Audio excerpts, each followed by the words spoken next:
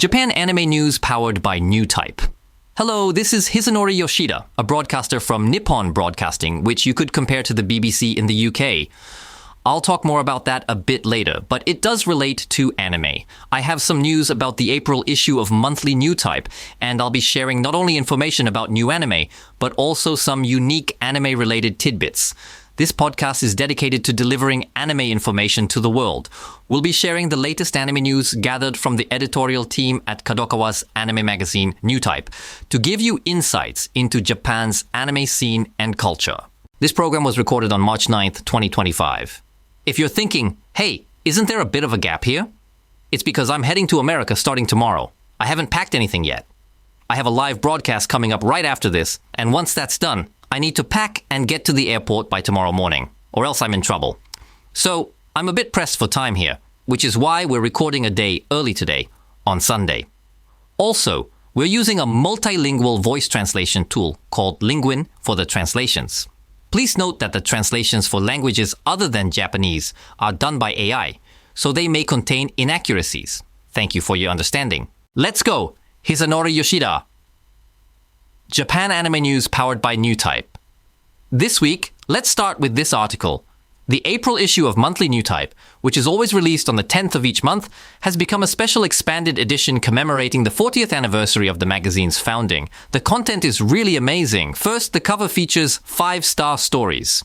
Yes, what this means is that Mamoru Nagano, who has been with Newtype for years, he did the mecha designs for Zeta Gundam, specifically the Kubli and Hyaku Shiki, has been creating this work for decades in Newtype.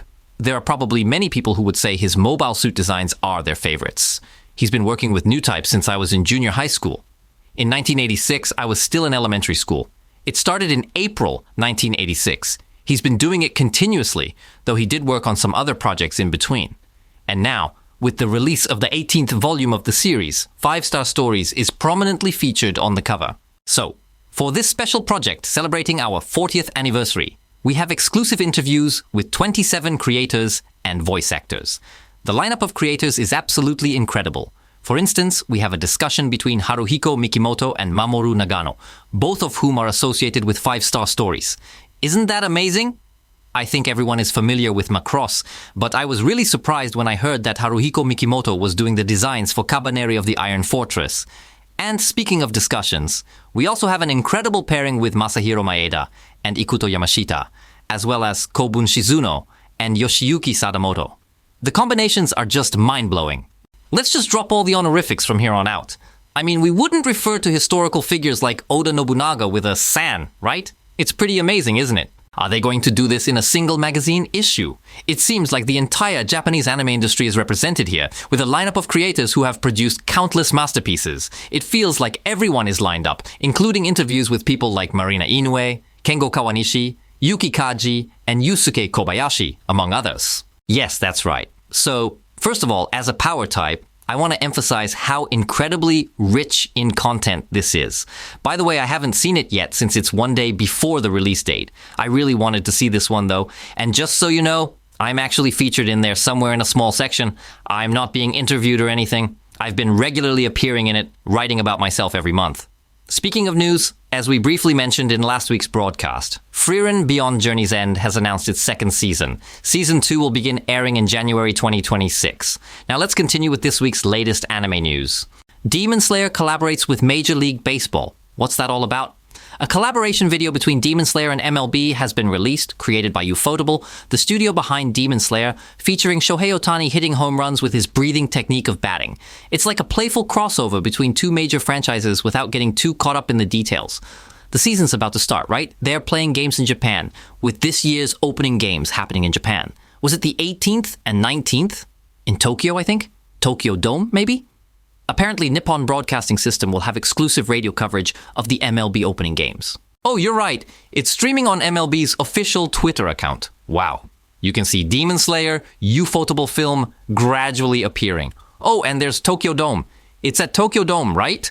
Because it's the Cubs versus the Los Angeles Dodgers this time. Ohtani and other Japanese players like Imanaga are being animated. In the commentary box, is that Mr. Urokodaki? How much of this will people understand? The fact that it's being shared must mean Mr. Urokodaki is quite famous worldwide. This suggests Shohei Ohtani will hit a home run using his breathing-style batting technique. Mr. Urokodaki is absolutely fired up. What's going on? Will Tanjiro actually appear in it?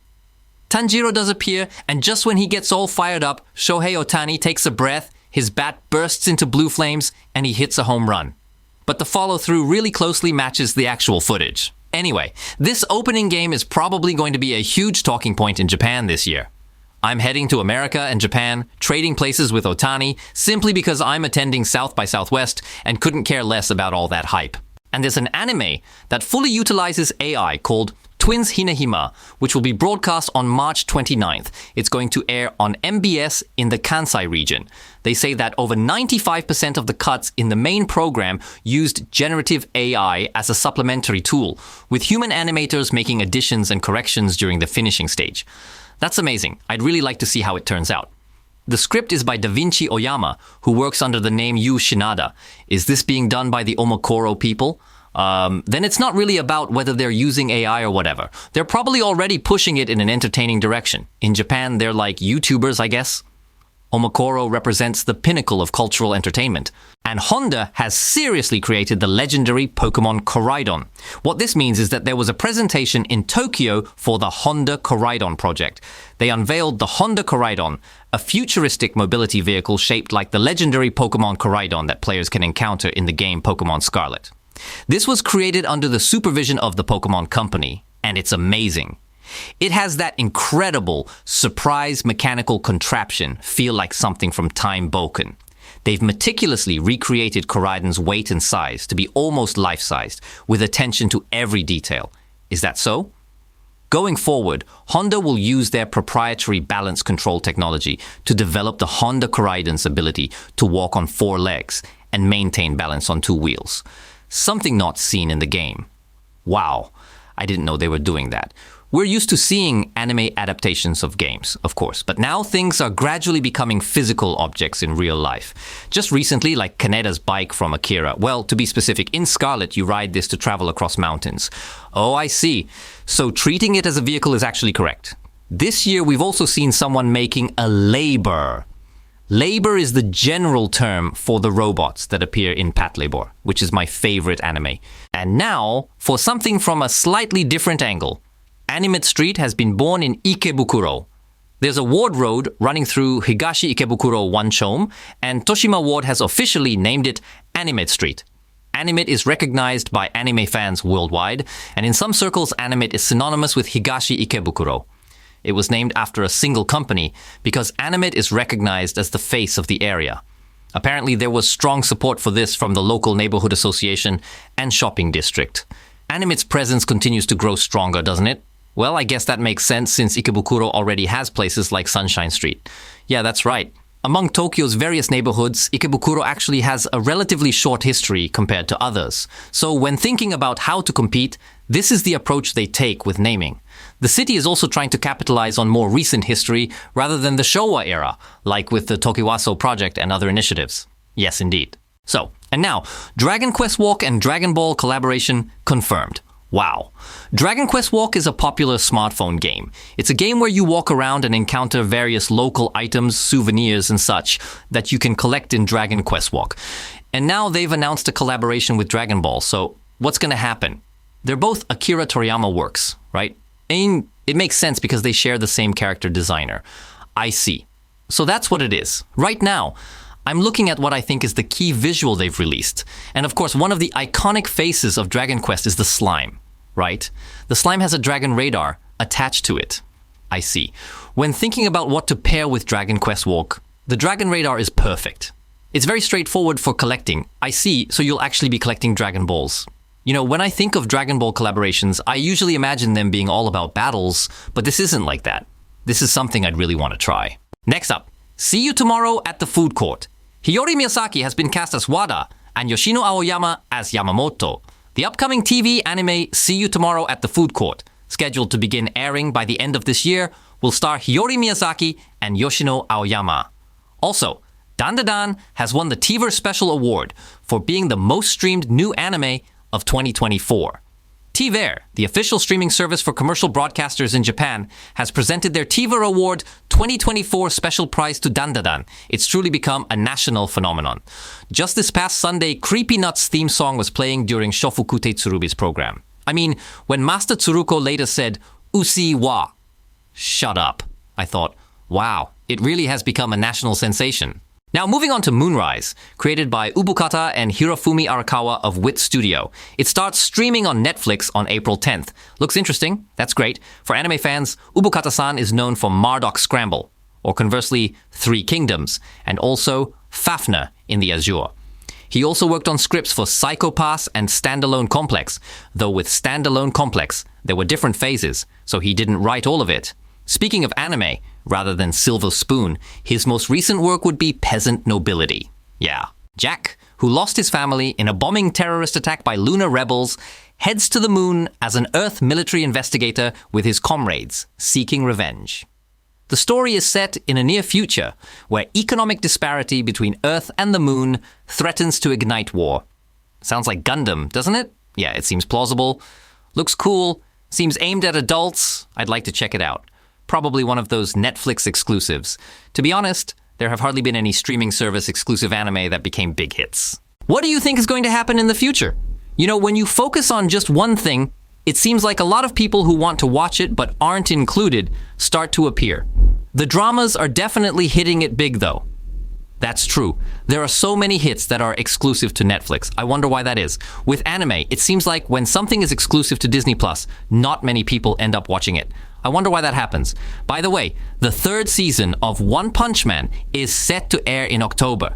They've released the key visual and the first trailer for it. Speaking of One Punch Man, you know, Jam Project sings the theme song, right? I think they've been active for over 20 years, led by Hiroshi Kitayama. The most popular song they have is actually the theme song for One Punch Man. It's the most listened to song globally. That just shows how incredibly popular One Punch Man is worldwide. By the way, we have some anime news this week, and I've received an email that I'd like to share. So, is Capin not here? Maybe it's because we recorded a day late? I'm sorry about that. Anyway, I received this email. Nice to meet you. My name is Forte. Thank you. I look forward to your show every week. I heard that I'm the only person who listens every week, and I think that's about Capin. I just wanted to send a quick email to let you know that even though I haven't sent in any letters, I listen to your show every week. I really look forward to your discussions about anime. Surprisingly, there aren't many anime-related podcasts out there. That's exactly why we're doing this, right? And I think it gets even scarcer when it comes to English content. I wonder if that's true. Well, if someone were to say, actually, there are tons of them, that would be a bit embarrassing, but I really appreciate this as a valuable source of information. Thank you. How about discussing the anime works of Kimiya Asami? Last year, we had an event for Kiku Kiden Hiwu, and it really brings back memories. Personally, I'm feeling quite nostalgic about it. Please take care of yourself, and I'm looking forward to your next stream.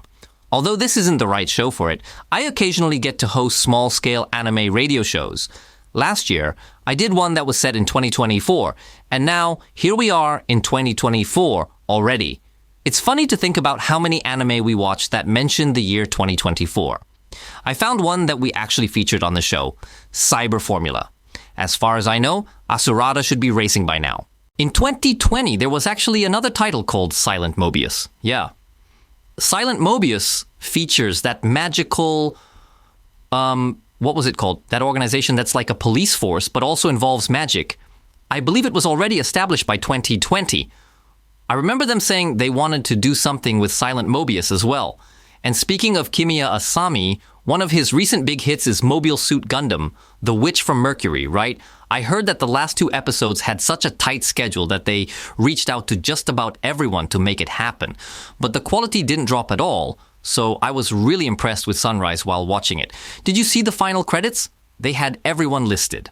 You know, Asami Megumi is in there. Surprising, right? She's a real powerhouse. I wonder how far she reached out back then. It was quite a shock. So I feel like 2024 and 2025 will be pretty active years for Asami Kimiya-sensei. By the way, it says storyboard here. Has she been working on anything else recently? Like, has she been involved with Futo Detective? Oh, she really has. The storyboard for Futo Detective. And she also worked on Mobile Suit Mercury Witch and High Speed Étoile, now that I think about it. Did she also work on Legend of the Galactic Heroes, The Night of the Beasts? I can imagine her doing the original drawings for Yamato since we're from the same generation. She's really done a lot, hasn't she? Thank you. Sure, here's the translated content based on the transcription you provided. Hello, it's nice to meet you, Yoshida-san. I'm Arabiata. Thank you for having me. I started listening to this broadcast on March 1st, and I finally caught up to the latest episode after a week, on March 7th. So I decided to send you an email. That's wonderful. I really enjoy Isekai, Another World reincarnation anime. However, I think one of the weaknesses of Isekai stories is that the art styles tend to become quite similar. To put it bluntly, in the case of what's often called Naru-kei, a genre of light novels, there's a term called Naru-pat. Many of these stories have a medieval European setting, which can be a bit too repetitive. For example, when it comes to Gundam, if you see one, you can usually tell which Gundam it is. A good Gundam stands out. You can clearly see that Zeta Gundam has a different style compared to the others, right? Gundam Seed was also distinct, and Gundam 00 had its own unique look too. But then you have Wing Gundam, V Gundam, and Turn a Gundam, which can get a bit mixed up, don't you think? I feel like Gundam has its own variations, but it's still a bit different. So I appreciate those unique aspects in isekai stories. I can see why it's interesting. For this season, shows like Reincarnated as a Villainess, All Routes Lead to Doom are definitely ones you can't help but watch.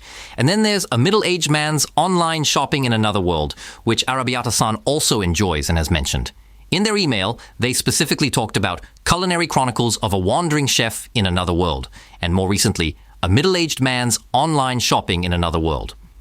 Both of these works are quite similar in that they revolve around the isekai, Another World theme. It seems like there's a trend where people really enjoy isekai and online shopping stories. The other day, I was at a stage greeting with Junichi Suwabe, who plays the lead role, and when I mentioned how popular these shows are, he was taken aback and said, "Really? Senben? Can you hear me, Sugabe?" Subabe. I can't hear you, but everyone who loves isekai shopping as an over 40 man should definitely speak up. Senben. Anyway, changing the subject, I've been really struggling with my hay fever lately.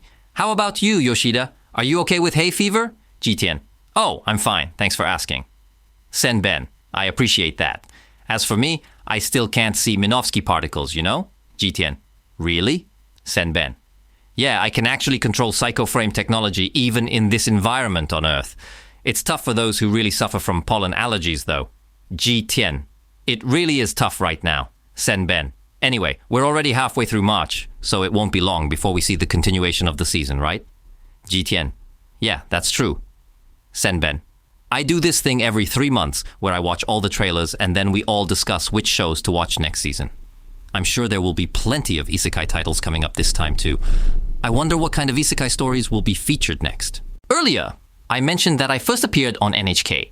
What I meant by that is there was a program that covered the Anime Stellar, related to cognitive computation, and it's ending this March. As a farewell, we decided to do a special feature on anime radio. So, when we thought about what to discuss regarding anime radio, they invited me to join the conversation. I was fortunate enough to be there with Kazuo Iwasaki, who used to work at Radio Kansai AM Kobe, even though it was another station. After us, Katoka-san and Nobuto Hasegawa-san were scheduled to appear on NHK. It was quite an experience, and being at another station really made me realize how things work at my own station. Japan Broadcasting is quite casual, you know. It's truly astonishing that NHK has exchanged such meticulously crafted scripts multiple times. The fact that this exchange happened at all is surprising. Just a few hours ago, we were all looking at the research that Nemoto-kun gathered, and no one has made any corrections to it yet, right? We all came together to refine it, and when I saw the completed NHK script, I was shocked to find that it even specified who would sit where in the radio studio. Can you believe that? It's surprising, isn't it? In radio, you have to create trends, you know? It's only now, as we approach the end of our 26th year, that I'm realizing this. Japanese broadcasting has been way too casual about it. Yeah. Today is Sunday, and I have something coming up, but right now I'm in a place where there aren't many people, so I've been acting a bit recklessly. In the midst of all this, I might not be the best person to report on it, but I'm happy to share that my show, Miyukon VR, on Nippon Broadcasting has been ranked #1 in listener ratings for a consecutive period. Thank you so much. I feel like the cost effectiveness is several times better than NHK. I apologize for that. NHK, you're doing an amazing job, and I just wanted to acknowledge that. So, this wraps up Japan Anime News powered by Newtype with Hisanori Yoshida. When you share your thoughts about the show on social media, please use the hashtag JJAnime. If you have any feedback or anime news you'd like me to discuss, feel free to send me an email. The address is janime11242.com. We'll be back next week with the latest anime news. This is Hisanori Yoshida, announcer for Nippon Broadcasting.